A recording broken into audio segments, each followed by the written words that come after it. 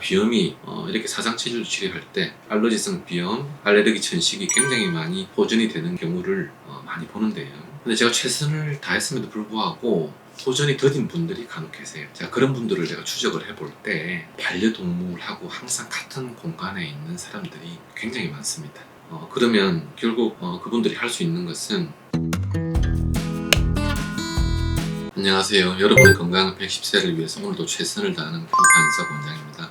알레르기 비염 같은 경우에 서양의학에서는 항히스타민제를 사용을 하죠. 그러면 일시적으로 좋아집니다. 하지만 그게 듣는 사람이 있고 안 듣는 사람도 있어요. 소음인 같은 경우에는 그 항히스타민제가 잠시 잠깐은 효과가 있을지는 몰라도 근본적으로 알레르기 비염의 원인이 항히스타민제를 복용을 한다고 해서 해결될 문제가 아니니까 해결이 되지 않습니다. 치료는 간단해요. 소음인은 이 흉부, 폐, 그리고 몸을 전체적으로 따뜻하게 해주면 우리가 양난지기, 이재만 선생님은 양난지기라고 표현을 했는데 그런 한약재를 사용을 하면은 폐도 따뜻해지고 기관지 그리고 코가 들어가는 그 통로들 전체적으로 따뜻해지면서 비염이 호전이 되게 돼 있어요. 이걸 근본 치료라고 이렇게 말을 할 수가 있습니다. 소양이는 폐가 항상 따뜻해서 문제가 되니까 약간 서늘하게 해주는 우리가 음청직이라고 표현을 합니다. 이재만 선생님은 음청직이라고 말씀을 하셨는데 그런 서늘한 한약재를 가지고 폐를 그리고 기관지, 코 서늘하게 해주면은 비염이 서서히 좋아지게 되어 있습니다.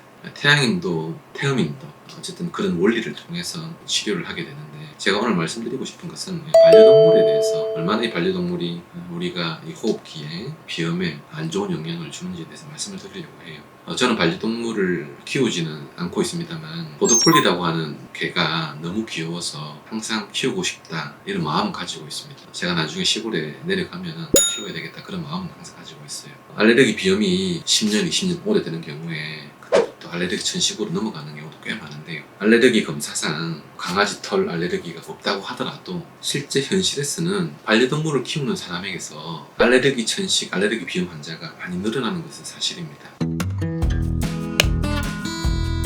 비염이 이렇게 사상체질로 치료할 때 알러지성 비염, 알레르기 천식이 굉장히 많이 호전이 되는 경우를 많이 보는데요. 근데 제가 최선을 다했음에도 불구하고 호전이 더딘 분들이 간혹 계세요. 자, 그런 분들을 제가 추적을 해볼 때 반려동물하고 항상 같은 공간에 있는 사람들이 굉장히 많습니다. 그러면 결국 그분들이 할 수 있는 것은 같이 포옹하는 거 이런 것들을 안 해야 되겠고 같은 공간에서 최대한 같이 지내지 않도록 해야 되겠지만 그럴 수 없는 것이 현실이잖아요.